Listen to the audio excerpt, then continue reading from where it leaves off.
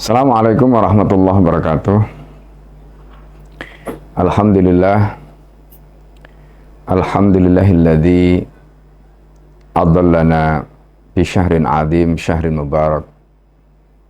Syahrun fihi lailatun khairun min alfi syahr. Asyhadu an la ilaha illallah wahdahu la syarikalah wa asyhadu anna Muhammadan abduhu wa rasuluh alladzi la nabiyya ba'dah. Rabbi syrah li sadri wa yassir li amri wahlul 'uqdatam min lisani yafqahu qawli. Amma ba'd. Sahabat-sahabat sekalian yang dimuliakan Allah, hikmah terbesar yang Allah tetapkan di dalam menjalankan kewajiban berpuasa adalah takwa. Sebagaimana Allah nyatakan di dalam surat Al-Baqarah, ya ayyuhalladzina amanu kutiba alaikumus shiyam kama kutiba alladzina min qablikum la'allakum tattaqun.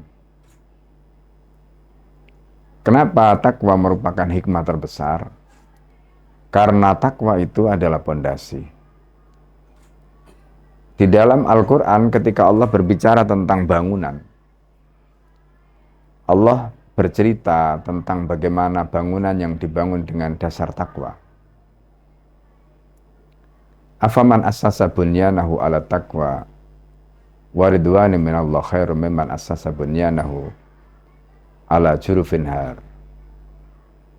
Apakah orang yang membangun bangunannya di atas ketakwaan dan ridho Allah itu lebih baik ketimbang orang yang membangun bangunannya di atas jurang? Takwa adalah pondasi. Karena itu hikmah yang terbesar yang kita dapatkan ketika kita menjalankan puasa itu adalah ketakwaan. Ketika seseorang itu memiliki pondasi ketakwaan, kemudian ketakwaan itu mendasari seluruh aktivitas dia, di mana esensi takwa itu seperti kata Sayyidina Ali karramallahu wajhah, at-taqwa, takwa itu adalah al-khauf min rabbil jalil. Ketika orang yang bertakwa itu memiliki rasa takut kepada Allah yang Maha Agung. Al-amal bitanzil, dia menjalankan apa yang Allah turunkan. Waridho bil qalil, dan dia ridho dengan berapapun yang Allah Subhanahu wa taala anugerahkan. Sedikit dia tidak pernah protes, banyak dia syukuri.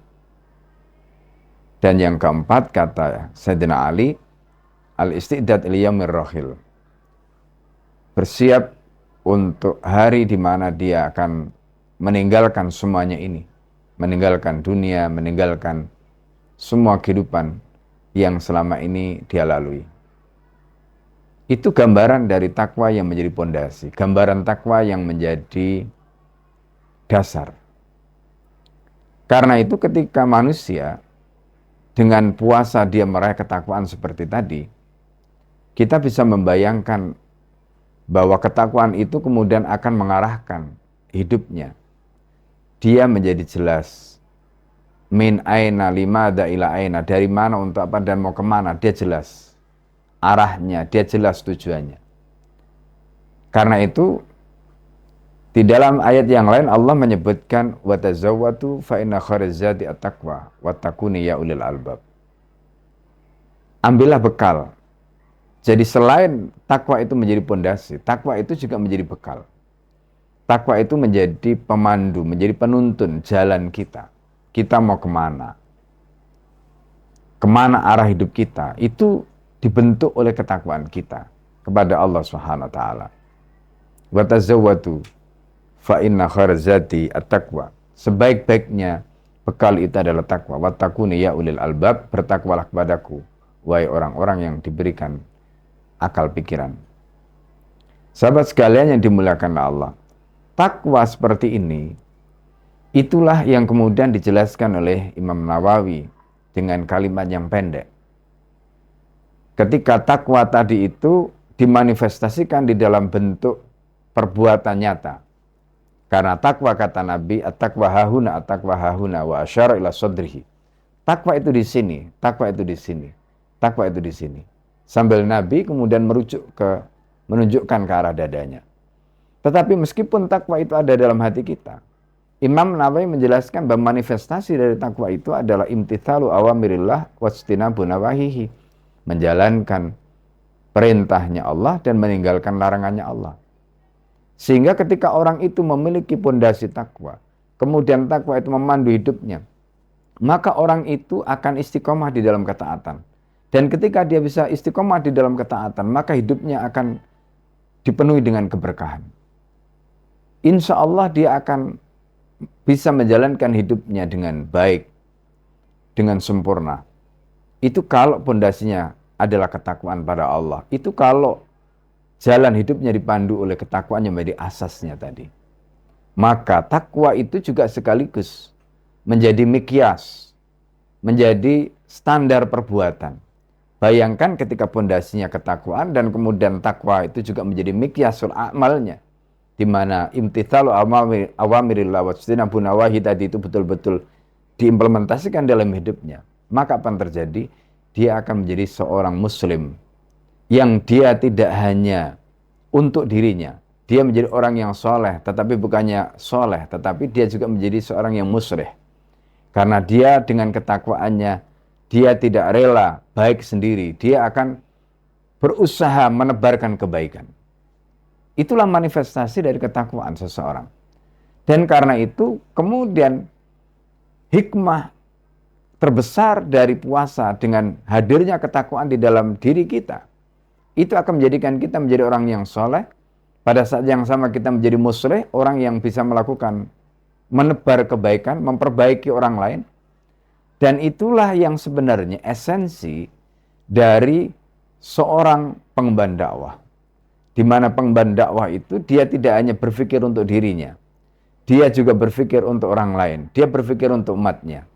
Dan karena itu para ulama, sebut saja ahli hadis seperti Ibnu Hibban dan lain-lain, ketika beliau ditanya, sebenarnya kita ini dilahirkan untuk siapa? Kalau para fuqaha mengatakan bahwa kita ini lahir untuk diri kita, ada yang menyatakan untuk orang tua kita, karena mereka punya hak atas diri kita. Tetapi para ahli hadis mengatakan kita ini lahir untuk berkhidmat kepada Islam, untuk berkhidmat pada Allah dan Rasul-Nya. Karena itu, kalau seandainya orang yang kehadirannya di muka bumi itu sudah dinyatakan di dalam Al-Quran seperti umat Islam yang ditetapkanlah Allah, kuntum khairu ummatin ukhrijat linnas, kalian adalah umat terbaik, umat yang dilahirkan untuk umat manusia, maka dia akan bisa mewujudkan visi misi itu, menjadi orang yang soleh, menjadi orang yang musyrih.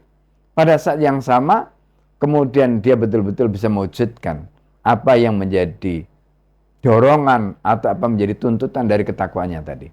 Karena tidak akan mungkin kalau orang itu memiliki ketakwaan, kemudian dia bisa menyembunyikan ketakwaan di dalam hatinya.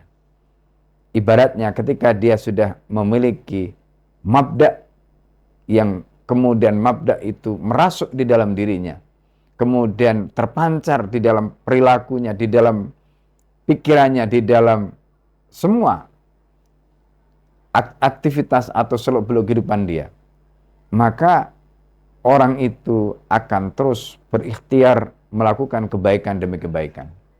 Dan inilah yang tadi Al-Fakir sampaikan, bahwa takwa merupakan hikmah terbesar yang kita bisa dapatkan di Ramadan. Oleh karena itu, ketika ini kita sudah dapatkan, maka yang lain-lain itu nanti akan mengikuti. Yang lain-lain itu akan datang.